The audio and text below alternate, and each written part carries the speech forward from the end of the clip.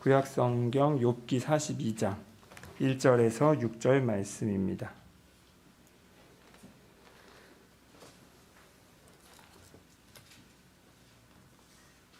욥기 42장 1절에서 6절 말씀.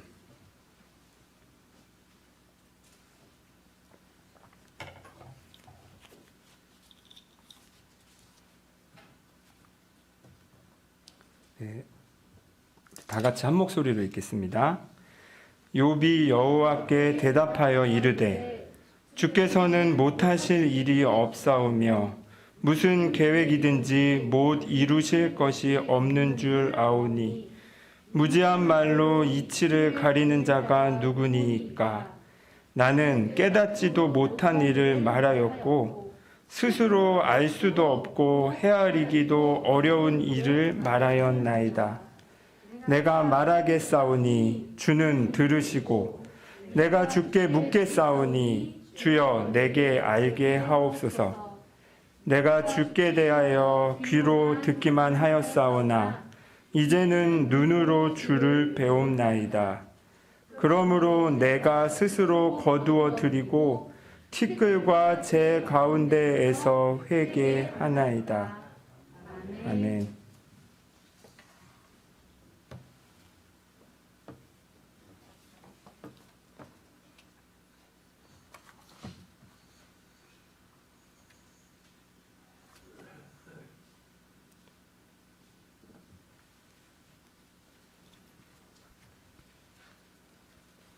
네, 지난 한 주간 잘 보내셨습니까? 네, 저희 딸 10살 아이 있었는데 어린이날 선물을 따로 제가 안 챙겨줘도 자기가 알아서 당근마켓을 막 살피더니 요즘 구하기 힘든 포켓몬스터 빵이 있어요.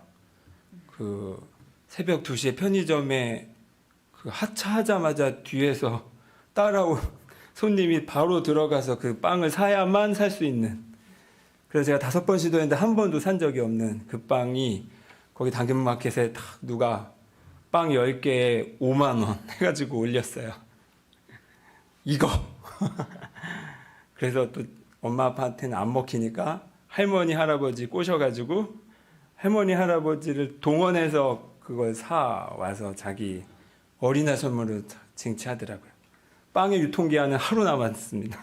근데 빵 10개를 사다가 그 안에 스티커가 있거든요. 그 아이들이 모으는.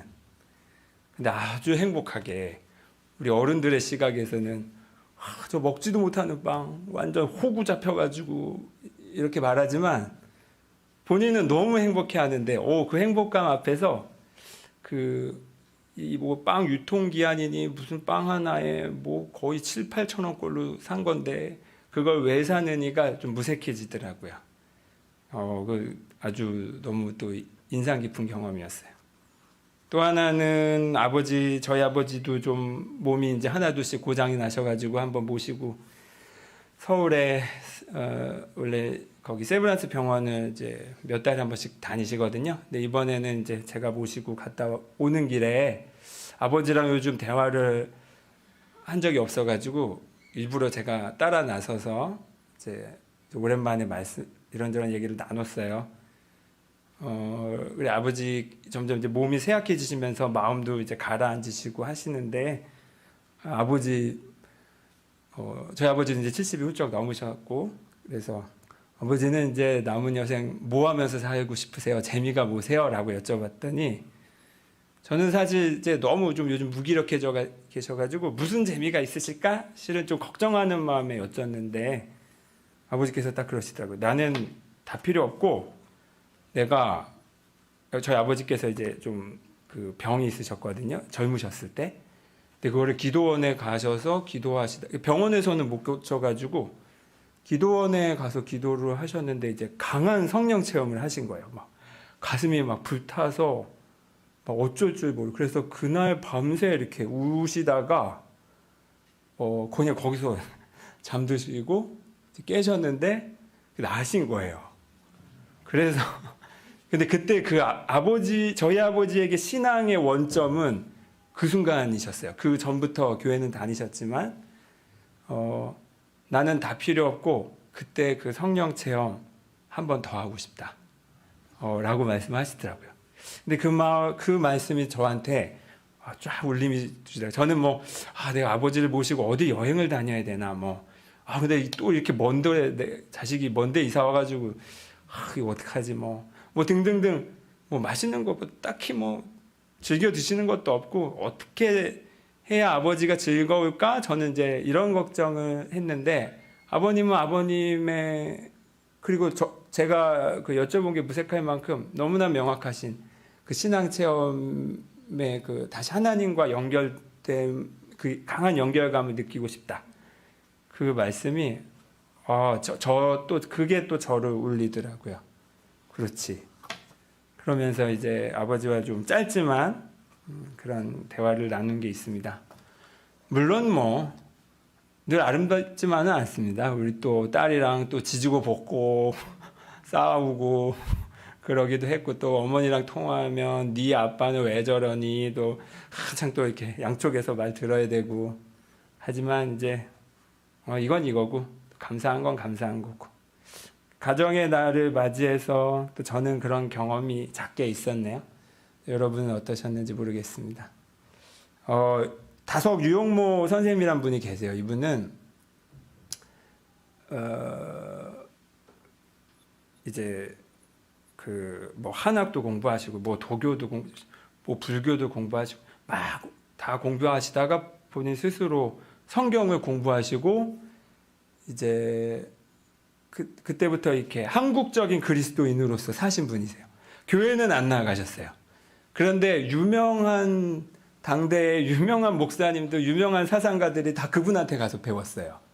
그러니까 참 혼자 그냥 이분은 그 작은 그러니까 자고 앉아서 밥 먹고 공부하는 상이 옛날에는 다 어르신들이 그 작은 그 한 공간에서 이루어졌잖아요. 그 상 하나에서 정말 다 그러신 분이었는데, 함석헌 선생님이라고 여러분 아시는지 모르겠네요. 함석헌 선생님도 이분의 제자시고.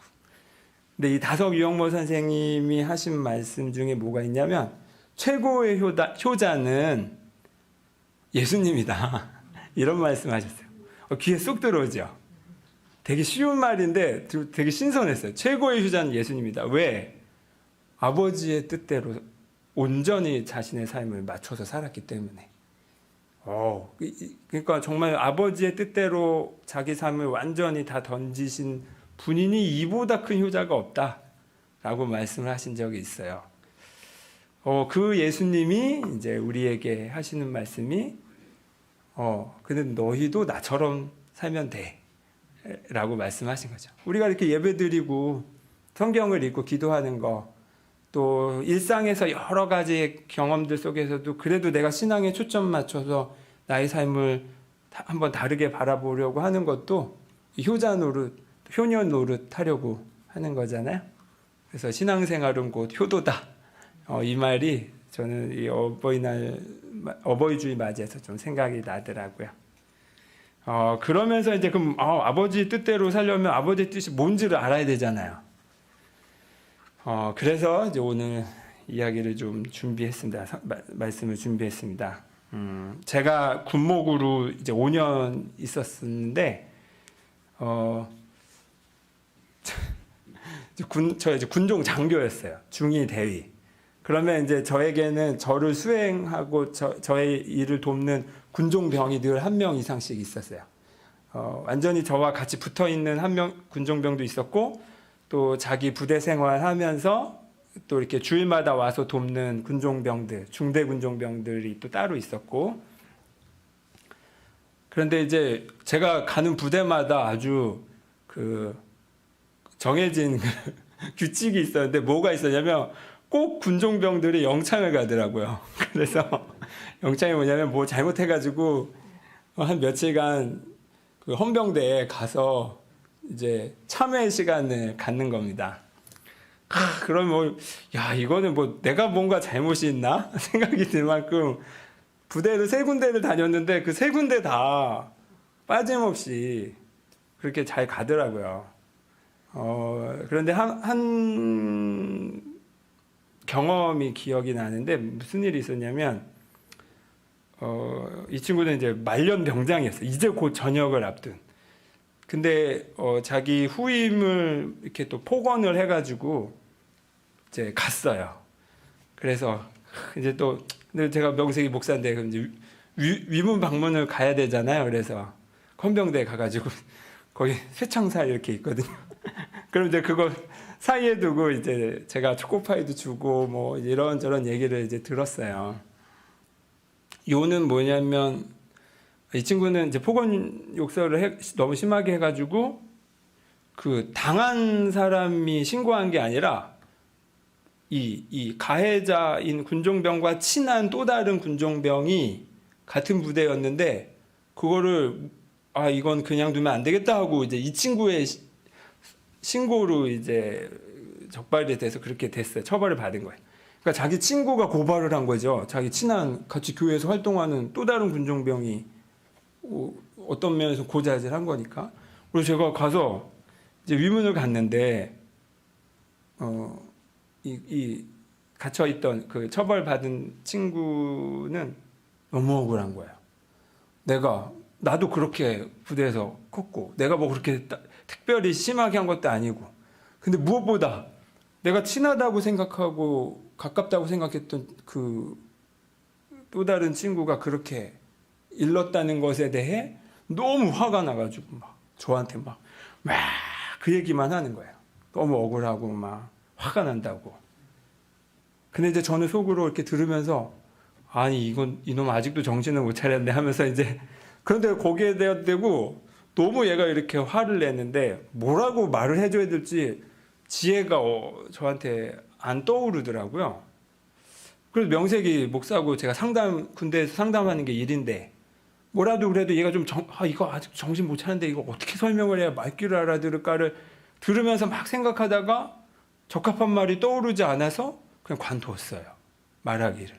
그리고 그냥 이 친구의 그 자기 변명과 막 그 억울하다는 말만 잔뜩 듣고 그래 속상하겠다 하고 그냥 초코파이 주고 나왔어요. 그리고 약간 이제 이런 경우는 상담을 어떻게 해야 되지 좀 약간 어렵더라고요. 내가 상담을 잘 못하는구나. 사실 좀 이런 마음도 있고 역시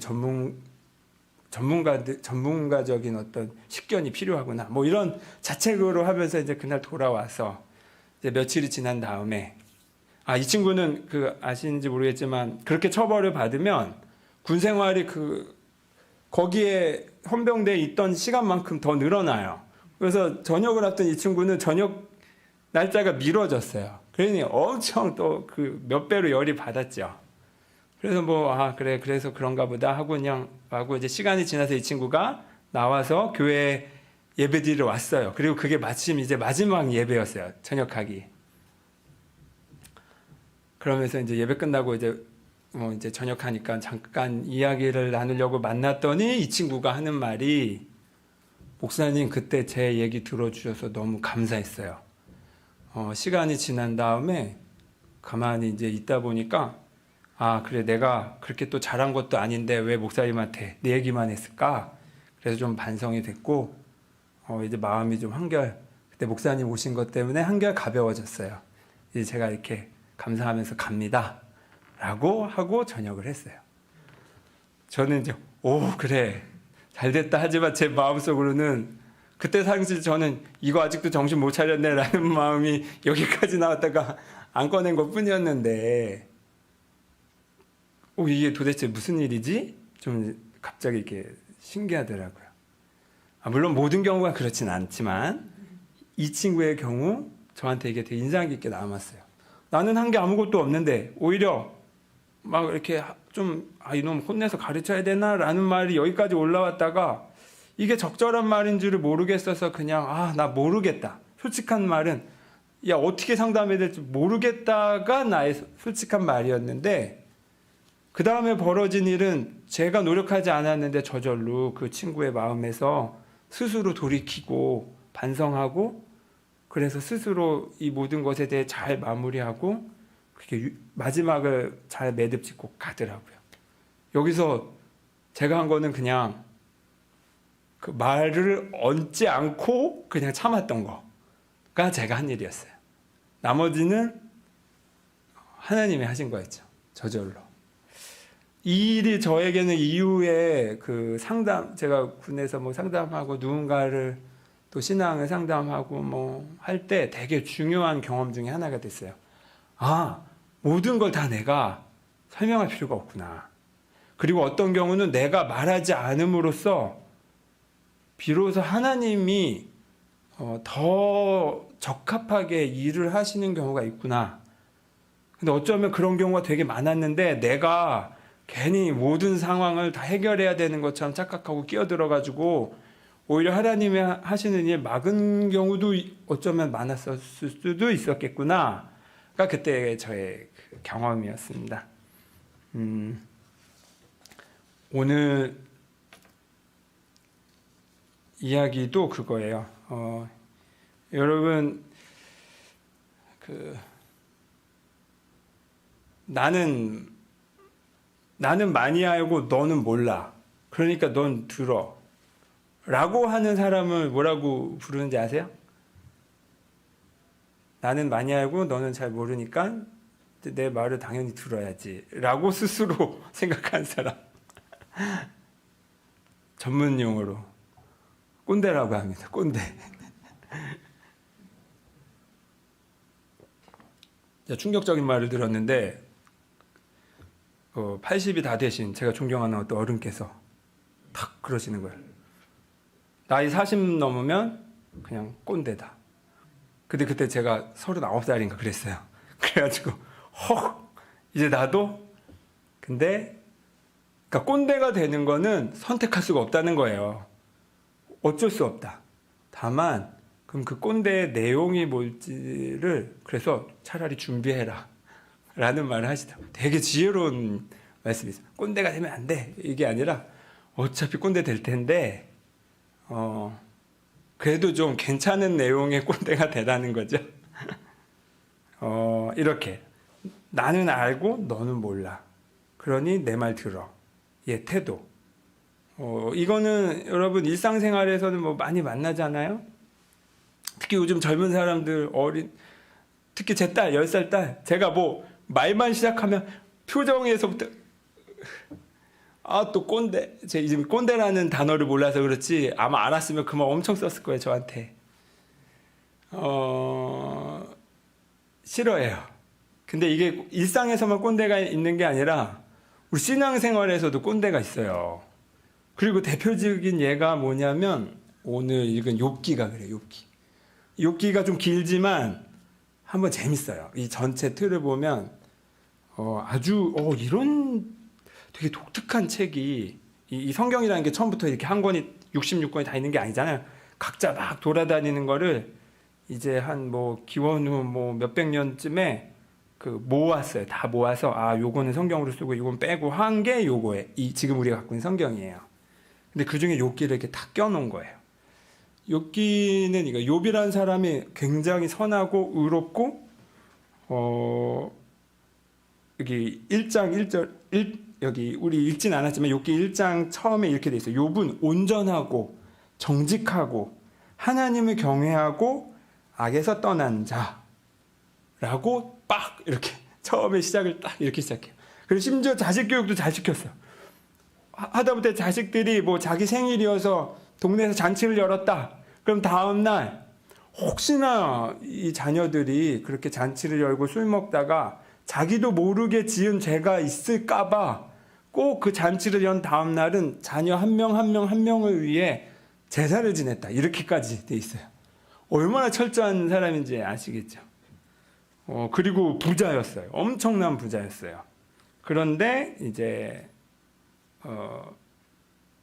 사탄이 와가지고 이제 하나님과 사탄이 이제 대화를 하는 장면이 나와요. 그러면서 하나님도 그렇게 이 사람은 흠이 없다. 똑같이 얘기하세요. 이 사람은 완전히 선하고 나를 경외할 줄도 알고 너무 정직하고 선하다. 그러니까 사탄이 제가 한번 그러면 건드려 보겠습니다. 그리고 이제 욥에게 엄청난 시련을 주죠. 강도떼가 그 많은 재산, 막 수백, 수천이 되는 가축들을 다 훔쳐가고 집이 무너져서 자녀들 다 죽고 본인은 병을 얻어서 불치병을 얻어서 벽돌로 막 피부를 긁어야만 견딜 수 있는 정도의 그 괴로운 지경에 뭐 가족도 다 떠나고 재산도 다 날아가고 본인은 고칠 수 없는 병에 걸렸어요. 그리고 나서 욥의 세 친구가 신앙이 좋은 세 친구가 와서 이게 이제 왜 너에게 이런 일이 벌어지는가에 대해서 토론을 하는 게 욥이 42장까지 있는데 뭐 거의 한 3장부터 41장까지가 친구들 3장부터 한 37장인가 8장까지가 논쟁이에요. 논쟁. 이게 도대체 무슨 일이냐? 왜 이런 일이 일어났냐? 여러분도 이런 일 많잖아요. 내가 선하게 살고 신앙생활 열심히 했는데 왜 나에게 이런 일이, 왜 이런 고난이, 혹은 내가 사랑하는 사람에게 왜 이런 일이 벌어졌을까라는 일들, 그런 물음 다 가져보셨잖아요. 그러니까 그거에 대한 주제가 욥기인 거예요. 그래서 이 세 친구가 와가지고 막 얘기를 해요. 주요 골자는 이거예요. 네가 선하게는 살았다고는 하나 네가 모르는 은밀하게 지은 죄가 있을 수 있다. 그러니 너 빨리 회개하고 네 잘못을 돌이켜라. 이거예요. 그리고 욥은 아니다. 나는 내가 이런 지경의 고난을 받을 만큼의 큰 죄를 짓지 않았다. 내가 정말 그 죄를 짓지 않으려고 의식적으로 무던히도 노력을 했기 때문에 나는 자신할 수 있다. 나는 죄를 짓지 않았다. 이 말을 이제 그 수십 장을 이 말이 계속 오고 가요.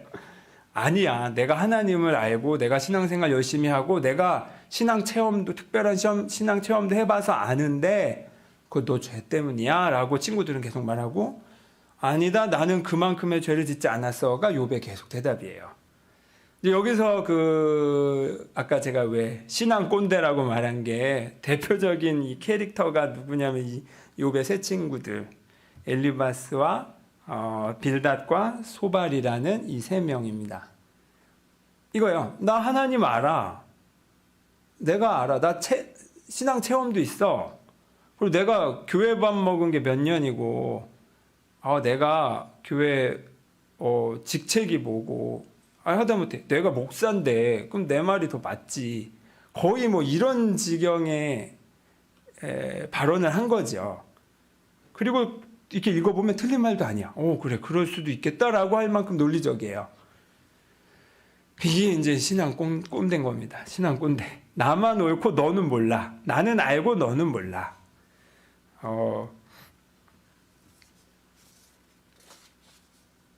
이 친구들의 요는 아까 말씀드렸듯이 네가 죄를 지었기 때문에 벌을 받았고 그래서 고난을 당하는 거야.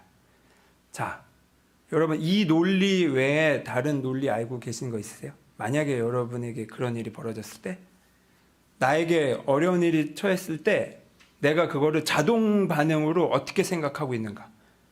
내가 뭐 하나님께 죄를 지었나? 라는 말이 먼저 튀어나오는지 아니면 또 다른 있으세요? 대부분은 이거예요. 내가 뭘 잘못했나? 벌 받나? 이게 이미 우리에게 학습된 논리고 사고 회로예요.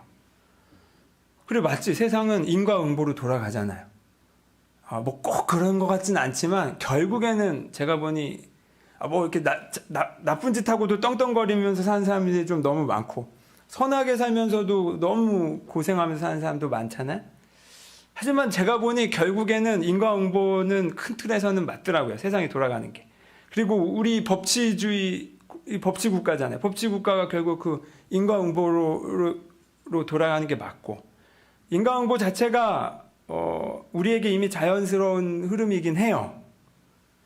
그런데 그게 하나님에게도 해당되는 논리인가? 라고 보면 그렇게 읽을 만한 구절도 은근히 있으나 저는 이렇게 선명하게 말씀을 드리건대 그렇지 않더라고요. 왜냐하면 당장 오늘 읽은 욥기가 그렇잖아요. 욥은 고난을 당해서는 안 돼. 왜냐하면 하나님이 보기에도 욥은 선했어요. 그 표현이 나와요. 그 1장에 하나님이 사탄한테 말할 때 욥을 소개하는데 이 사람은 흠이 없다. 하나님의 입으로. 이 사람은 나를 경외하기도 하고 온전하다 라고 하나님 스스로 욥의 결백을 이미 표현했는데 고난을 당해요. 그러니 하나님의 논리가 아닌 거죠, 인과응보는. 그런데 우리는 은근히 우리에게 인과응보가 익숙하니까 하나님에게도 그 틀을 은근히 슬쩍 덧입혀서 내가 살다가 어려운 일이 당할 때 마치 이게 하나님께 벌받은 것인 양 해석하는 경우가 있어요. 그거는 여러분 제가 단호하게 말씀드리건데 NO. 근데 그런 습관이 들여져 있기 때문에 수시로 올라올 거예요. 아, 내가 뭘 잘못했나? 아니면 그래 내가 잘못한 게 맞지라고까지 내가 내 스스로 심판을 내는 경우가 많아요. 나는 벌받아야 마땅해. 특히 우리가 신앙적인 표현으로 인간은 죄인이야 라는 말을 자주 쓰다 보니까 그게 마치 벌받아도 당연해 라는 식으로 자동 반응으로 이렇게 사고하는 게 있어요. 인간이 죄인이라는 건 아까 제가 말씀드렸듯이 죄된 습관이 너무 강해서 자꾸 이렇게 정신 차리지 않으면 자꾸 이 자석이 이렇게 뗐다가 다시 돌아오듯이 이 죄의 습관이 그렇게 강하다는 뜻에서 죄인이라는 표현을 쓰는 거지 벌받아도 마땅하다라는 뜻에서 그 말을 쓰는 건 아니에요. 이것도 되게 미묘한 차이인데 여러분 마음에 잘 간직하셨으면 해요. 왜냐하면 욥은 벌받으면 안 돼. 정말 다른 사람은 벌받아도 욥은 벌받으면 안 돼. 마찬가지로 예수님은 십자가에 달리시면 안 돼요. 그렇게 흠없는 분이 왜 그런 고난을 당하셔야 돼? 이미 고난이라는 게 죄를 지어서 벌을 받기 때문에 고난을 당하는 거야 라는 논리가 성경은 아니에요. 근데 우리가 자꾸 그렇게 생각해요. 그거를 이제 놓는 겁니다. 자, 요거 하나와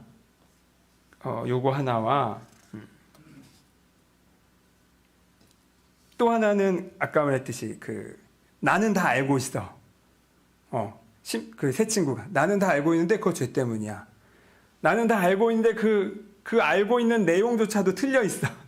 그 틀린 내용을 검증할 길도 없이 그냥 단단하게 잡고 있어가지고 이런 사람들한테 말이 안 통하죠. 말이 안 통해요. 이게 그 세 친구들이 범했던 이제 실수죠.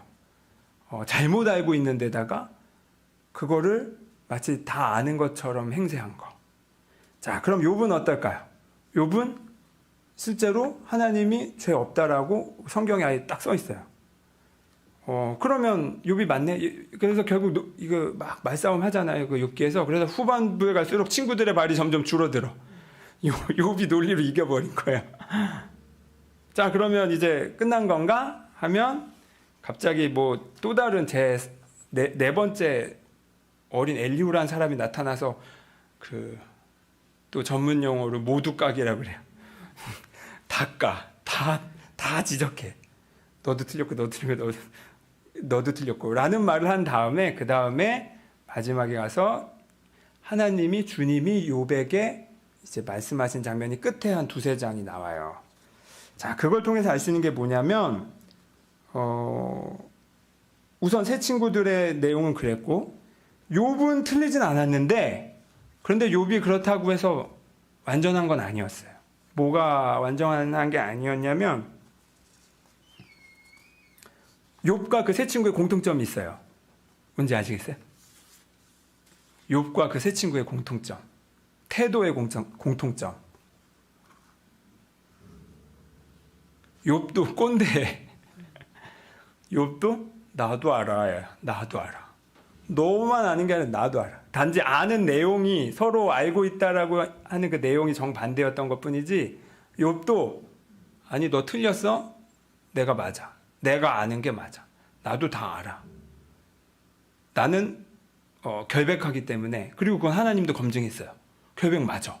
그렇기 때문에 나는 벌 받으면 안 돼. 나는 고난을 겪으면 안 돼. 근데 왜 이런 일이 벌어져? 라는 거죠. 욥도 실은 권선징악, 인과응보의 논리로 생각을 한 거예요. 그리고 동시에 자기도 알고 있다고 생각한 거예요. 사실 그러면서 새 친구와 다를 바가 없죠. 똑같아. 단지 죄를 졌냐 아니면 결백했냐 이 차이였을 뿐이고. 그런데 하나님은 그런 욥에게 너도 틀렸어. 이 말씀을 하신 거예요. 욥이 죄를 너는 결백한 줄 아는데 죄를 지었어가 아니에요. 너는 결백한 거 맞아. 그런데 네가 마지막에 틀린 게 뭐였냐면 너가 다 알고 있다고 생각한 게 틀린 거예요. 그리고 나서 이제 하나님의 팩트 폭격이 시작돼요. 폭격. 팩폭이라고 하잖아요. 그러니까 하나님이 이제 입이 터지셨어요. 이 경솔한 말이지만 몇 장부터지? 38장, 39장, 40장, 41장 4장 동안 하나님을 막 쏟아내요. 욥한테. 너 안다 그랬지? 너 이거 알아? 하면서 막 다다다다. 내가 땅에 기초를 놓았을 때 너 거기 있었어? 이런 거. 바닷물이 땅 속에서 터져 나올 때 그거 누가 했어? 말해봐. 이런 거. 빛과 어둠이 오는 곳을 너 알아? 지금 유명한 과학자들도 다 모르는데 이런 말들로 그냥 그 4장 전체를 다다다다다다. 그 욥이 그냥 막 그 말을 맞고 거의 혼절 직전까지 갈 정도로 우리 하나님도 세시구나 이 말이 할 정도로 다다다다 하세요. 그리고 욥이 그렇구나. 내가 뭘 안다고 떠들었을까? 라고 하면서 참여하는 게 마지막 오늘 읽은 42장 내용입니다. 감동적이죠. 주께서는 못하실 일이 없사오며 무슨 계획이든지 못 이룰 것이 없사온 줄 아오니 무지한 말로 이치를 가리는 자가 누구니까? 잘 알지도 못하면서 떠든 게 누굽니까? 바로 접니다. 깨닫지도 못한 일을 제가 말했고 제가 알 수도 없고 헤아리기도 어려운 일들을 감히 제가 아는 척 떠들었습니다. 그러니 이제 저는 듣겠습니다. 떠들지 않고 듣겠습니다. 그러니 주님 말씀해 주십시오. 이러면서 이제 욥이 하는 말이 우리 42장 5절에 내가 주께 대하여 귀로 듣기만 하였사오나 이제는 눈으로 주를 배웁니다. 라고 얘기해요. 내가 그동안 주님을 귀로 들었다라는 건 뭘까요? 건너 들었던 거야. 여러분 카더라 통신 있죠? 카더라로만 계속 듣고 이게 근데 너무 많이 듣다 보니까 이게 이제 내가 아는 것으로 착각을 하는 그 단계가 있어요. 서울의 남산 가보지도 않은 사람이 혹은 뭐 해외 어디랄까 파리의 에펠탑 가보지 않은 사람이 자료만 엄청 읽고 맨날 그것만 공부하고 가본 것처럼 착각하게 되는 그런 상태였던 거죠. 그런데 내가 그렇게 귀로만 듣다가 처음으로 내 맨눈으로 하나님을 이렇게 드디어 봅니다. 그동안 제가 들어서 알고 있던 것들이 다 무색해질 만큼의 이 한 번의 경험이 그렇게 강하다는 거죠. 요겁니다. 요거. 내가 안다고 할 때 진짜 알아야 할 거를 막아버려요. 그래서 특히 조심해야 하는 건 우리가 신앙생활을 오래 할수록 또 내가 조금 더 알아갈수록 그 알아가는 즐거움은 정말 소중해요. 그리고 여러분 여기 아는 게 마치 죄인 아니에요. 아셔야 돼. 아는 만큼 자유로워져. 공부하셔야 돼요. 억지로 할 필요는 없어요. 즐겁게 하세요. 그런데 항상 내가 알면 알아갈수록 제대로 아는 사람은 알면 알수록 내가 모르는 부분이 그 몇 곱절로 많구나를 동시에 알게 돼 있어요. 제대로 공부한 사람들은. 근데 얕게 공부하고 혹은 수단으로서만 공부한 사람들에게는 내가 이제 이거 아니까 이제 지식 장사를 그때부터 내가 이제 좀 아니까 어깨에 힘 빡 들어가서 그런 행동을 그런 태도의 삶을 살게 돼요. 이런 사람들은 정말 멀어져요. 차라리 초신자가 나요. 그럴 거면. 이제 군대에 있는 동안 보면 이제 별의별 친구들이 다 와요. 그 병사들. 여러분 군대 아시잖아요. 그냥 심지어 저는 군 생활 동안 스님 아들도 교회 선임 손에 끌려와서 온 친구가 있어요. 그런데 이렇게 성경 묵상하고 나누잖아요. 그러면 신학생이었던 군종병보다 교회 처음 나온 그 친구가 성경 묵상하고 하는 얘기가 훨씬 순수하고 본질을 건드리는 경우가 되게 많았어요. 왜냐하면 저도 그랬고 신학생이었던 군종병도 그렇고 이미 뭐 책을 많이 읽으니까 성경 이 구절은 뭐 이 구절은 뭐 공식처럼 머리에 들어서 다다다다 말은 하지만 거기에 실은 내 삶을 터치하는 그 경험, 귀로는 들었지만 내 눈으로 직접 하나님과 접촉한 그 경험은 오히려 더 멀어져 버린 거예요. 그래서 뭐냐면 공부를 하지 말라가 아니라 내가 하나님에 대해서 아는 거는 너무 소중한데 그 알면 항상 내가 모르는 부분이 훨씬 더 많다는 걸 항상 내 마음에 꼭 그 여백을 남겨둬야 돼요. 제가 아까 처음에 그 영창간 군종병 그때 사실 그럴듯한 멋진 지혜가 저한테 있어가지고 마음을 돌이킬 만한 말을 제가 아마 알았으면 지금이라도 시도했을 거예요. 언제든지 전 하고 싶어요. 지금도. 근데 그때 몰랐어. 그리고 그 모름이 저한테는 좀 좌절스러웠어요. 내가 필요한 도움을 주지 못했다는 거가 저는 제 스스로 좌절스러웠는데 그럴 필요가 없었구나. 왜? 그래도 그때 모르는 게 저의 솔직함이었고 그 자체가 그냥 진실했고 그리고 그 진실한 모름을 그대로 뒀을 때 그 나머지 여백은 이제 누구의 목? 하나님의 목. 자, 이제 하나님이 무슨 일을 시작하실까? 차라리 기도로, 내가 모를 때는 기도로.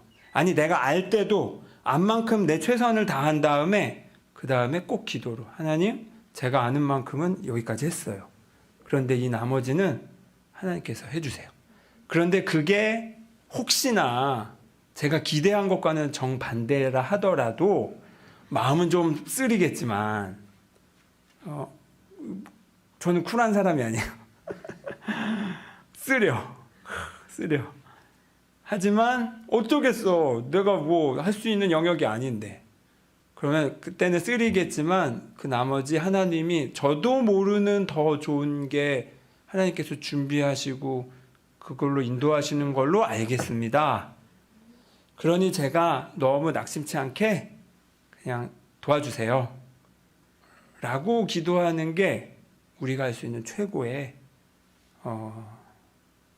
노력이면서 동시에 하나님의 여백을 남겨두는 겁니다. 그래서 오늘 설교 제목을 모름을 아는 지혜라고 했어요. 무엇을 모르는지 아는 사람은 아주 훌륭한 사람이에요. 그는 비로소 하나님을 만날 자리를 늘 남겨두는 사람이라는 뜻이에요. 그리고 비로소 그때 내 기대 너머에 하나님이 일하시는 게 비로소 그 사람 눈에는 보여요. 내가 다 안다라고 하는 사람은 하나님이 뭔가 일을 이루어가시고 그 상황이 막 바뀌고 있는데 몰라. 그냥 끝까지 자기가 원하는 과정과 결과만 붙들고 있어요. 그리고 이거 아니면 안 된다고 막 그러다가 팍 부러지는 일들 여러분 많이 경험하셨잖아요. 근데 결과를 내가 막 쥐고 있다가 부러지는 경험들 많이 있잖아요. 그때 몰라요. 꼭 그래서 내가 이 모른다는 거를 존중하고 그래서 그걸 하나님을 맡길 때 비로소 은총이 시작이 됩니다. 실은 은총은 이미 우리 삶에 가득 내리고 있어요. 지금도 내가 가장 힘든 그 순간 때도 실은 하나님의 은총은 동일하게 흐르고 있었어요. 다만 내 눈이 이거 아니면 안 돼라는 눈으로 살고 있다 보니까 혹은 권선징악이야 혹은 뭐 인과응보야 이런 논리로만 세상을 보고 있었기 때문에 안 보였던 것뿐이지.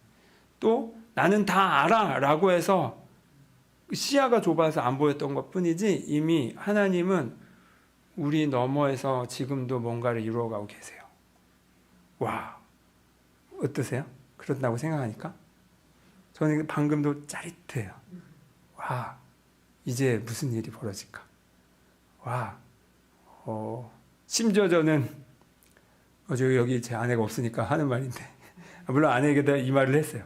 제가 열심히 추파를 던졌던 이 사람이다 라고 했던 결혼 제 정년기에 열심히 추파를 던졌는데 심지어 그분도 우리가 되게 잘 어울린다는 걸 알아.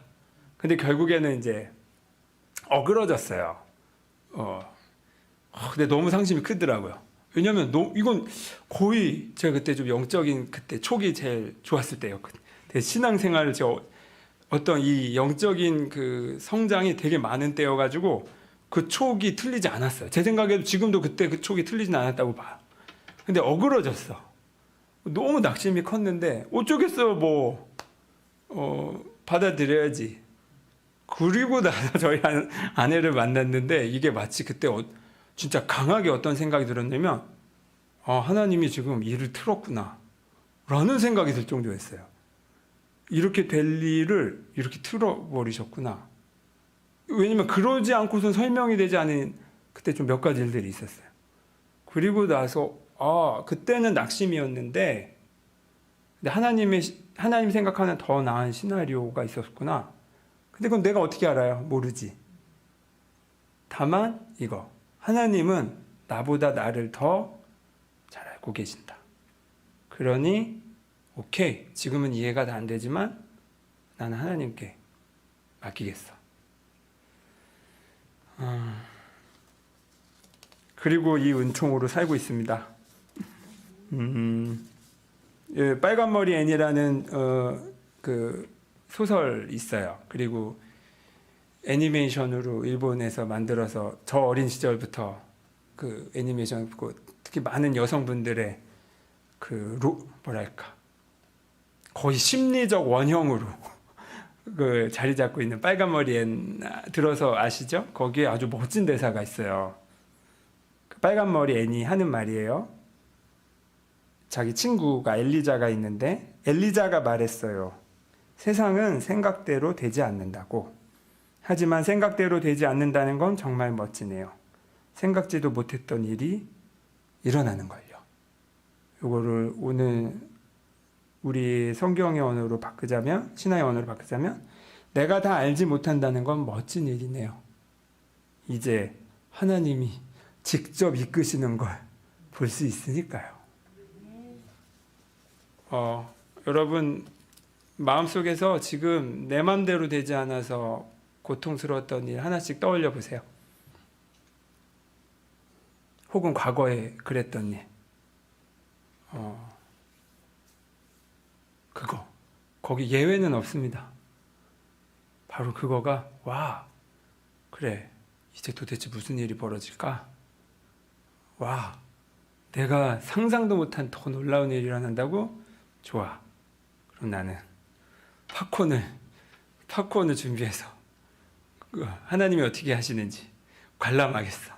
혹은 나도 거기에 동참하겠어. 자, 신앙생활은 바로 이 재미로 하는 겁니다. 그러면 고난도 간증이 될 수 있습니다. 기도하겠습니다.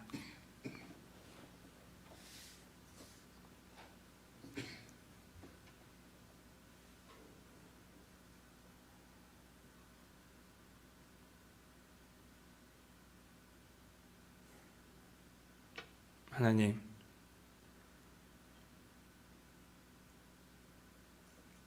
우리의 죄를 묻지 않아 주셔서 감사합니다. 하나님도 묻지 않는 죄를 우리는 왜 그렇게 서로에게 묻고 있을까요? 그리고 나 자신에게 그렇게 가혹하게 잘했냐 못했냐의 잣대를 갖다 대며 살아왔을까요?